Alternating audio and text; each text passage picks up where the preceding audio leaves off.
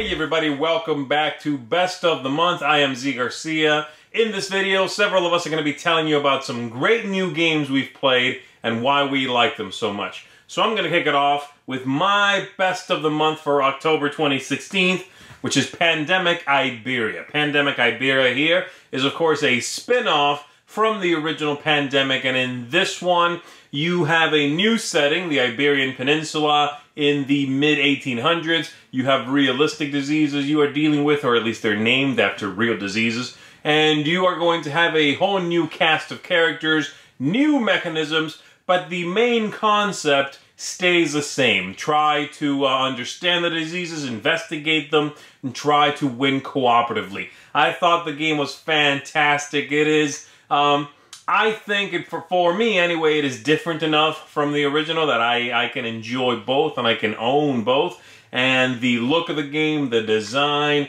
the new aspects here are fantastic. I am absolutely enamored with it, and there was not really another game this month, I think, that could have dethroned this one, because I just love Pandemic, and this one did not disappoint. Pandemic Iberia is my Best of the Month. Hey folks, welcome back to another Best of the Month. What can I say? This is my Best of the Month. I was fortunate enough to get a copy of this pretty quick. It's a review copy, of course, and we're going to be reviewing it here in a little bit. So I just really enjoyed this game. I've been able to play it 3 times now already. Ever since Essen, so that's a lot for me to have the same game turned around that many times. So I really do enjoy this a lot. I wasn't ever able to play the first version of it, but I always heard these like legendary tales and the greatness that was Blood Bowl, and so I was really excited to be able to get it to the table, and I really enjoy it. The people I've played it with have enjoyed it. It's just a great game. It's by far easily my Best of the Month. Blood Bowl, go check it out if you have not yet already. I think you'll really enjoy it if you like those dudes on a board and strategy, tactics, all that kind of stuff. It's American football, but it's fantasy football, the way fantasy football really should be. See you guys on the flip side. Hey folks, Mark here. My pick this month is Hit Z Road. We're on a zombie-filled road trip from Chicago to LA. Can we survive? Hit Z Road is brought to you from Space Cowboys, Asmodee, and plays 1 to 4 players. It's a tight resource management game, along with some bidding and dice chucking. And you know how much I love dice chucking. This game is really light, but a lot of fun.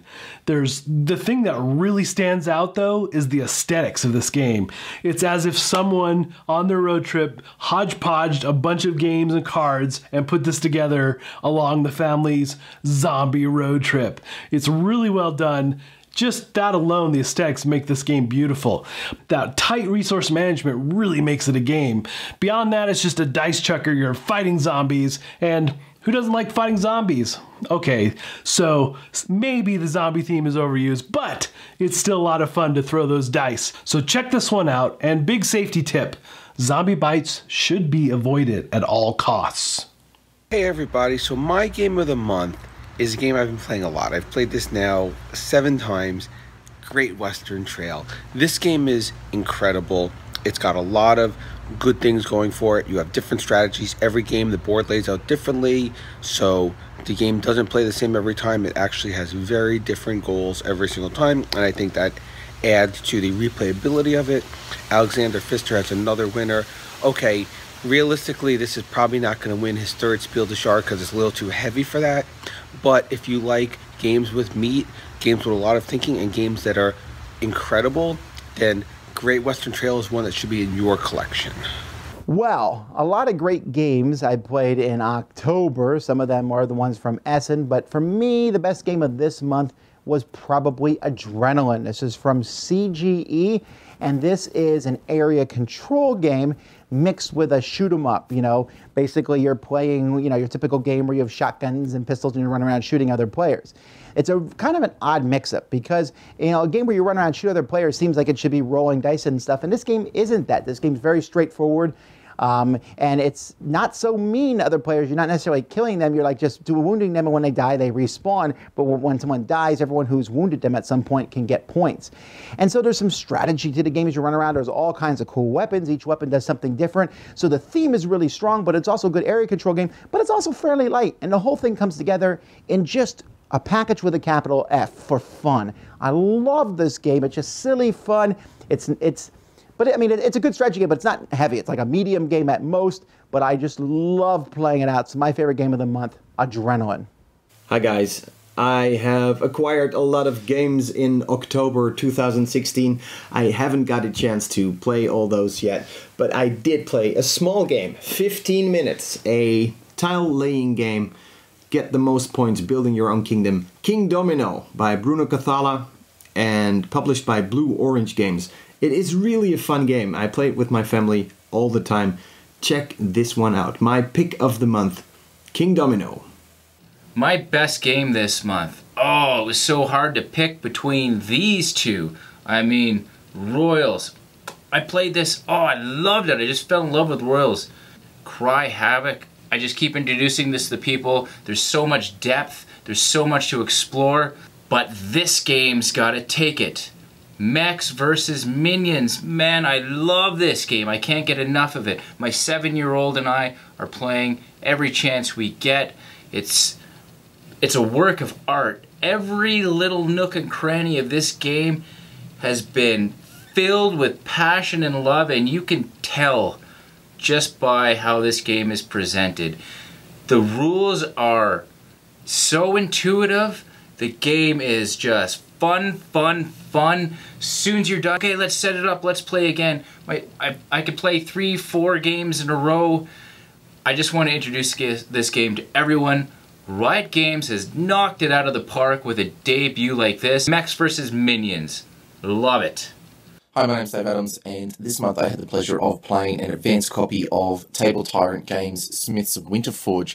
It's designed by Aaron Spark and Dylan Shearer. It's a fantasy game where you are dwarven families who are vying for the royal contract to forge the weapons and metals. It takes prestige, it takes honor, it takes know-how, and so to show that you have this, you have to acquire contracts and fulfill those contracts to forge jewelry and weapons and armor and that sort of thing. A light Euro game. Now, the idea of a light Euro works really well for me because, quite frankly, I enjoy Euro games. I really like them, but I don't often have the time to play them. I don't get the chance to do the big setup and the big pack down and to fit that just one game into however long it takes. So this light Euro takes only an hour and it still has the feel of a Euro, which I really enjoyed. Everything is streamlined in this game, which I really appreciated. You use a board, it's like worker placement with one meeple, but everything is useful. So every place you go to on the board is useful, but to get to the ones you really need, sometimes it takes an extra turn. So you have to be really methodical and think through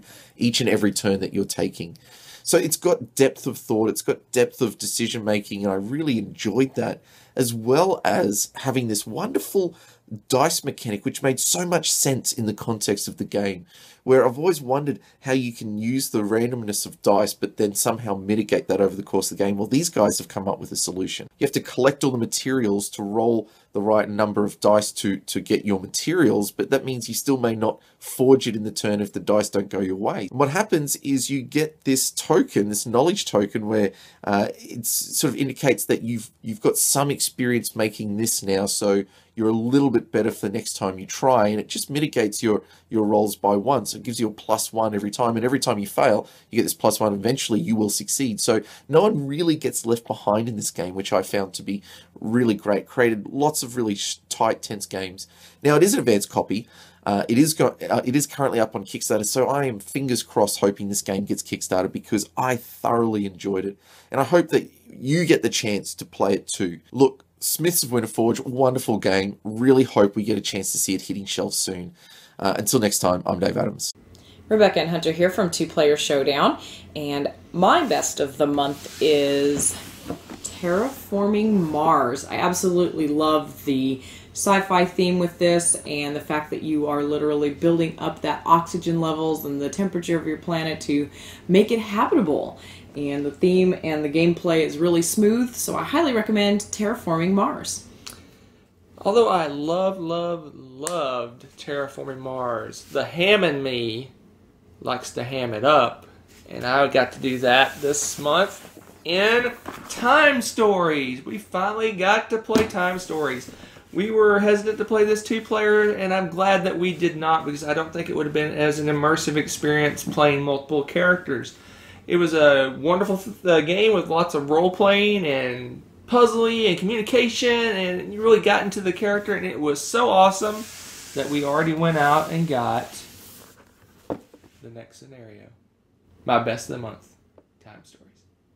Hello, and my pick for the month of October is Pandemic, Reign of Cthulhu, designed by Chuck Yeager and published by Z-Man Games. If you're a fan of Pandemic and a fan of Cthulhu, this is the game for you. Now, the reason why I like this game is that it's just a little bit easier to teach this game to somebody new that doesn't know anything about Pandemic. And that's always a plus in my book. Well, my pick for the month of October is Pandemic, Reign of Cthulhu. Check it out. Hey guys, Ben here from How To Fund. This month I had the opportunity to play quite a few new games, but by far my favorite was Cry Havoc. So I was a little skeptical when Tom had given this as much hype as he did, but I trust Tom, so I thought I'd give it a shot. I was also worried because I have Blood Rage and thoroughly enjoy it and didn't know if I needed another area control dudes on a map game.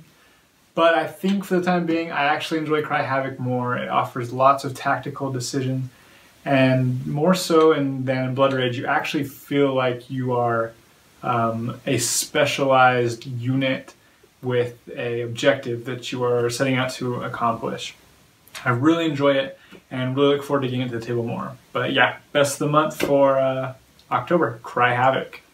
Hey guys, my best of the month is Mechs vs. Minions. I watched all the reviews and unboxings of this game, and when I finally got my copy in, I was still in shock. The production value of the game is ridiculous, but you guys have heard that over and over again. But I really like the gameplay as well. I love the programming, like drawing cards like in real time, and Robo Rally feel of the game where you're programming your mechs, but it's all cooperative, and I love cooperative games. I love smashing tons and tons of minions. You look inside the box and you're like, there's 100 minions? Like, this is ridiculous. Like, what are we going to do with all these? But then once you start to play the game and they just start to swarm all over the board, you're like, oh my goodness. I haven't unlocked everything in the game, and I'm excited to play through all the different scenarios, but I'm sure they're just going to get more and more challenging as we go along. I'm definitely excited to see what else this game has in store, but my best of the month, Mechs vs. Minions. And that'll do it for us this time, everybody. Thank you for tuning in. Hopefully you found at least one new game here that maybe you can look into, and it might even become one of your new favorites. So thanks for tuning in again, and we will see you next time.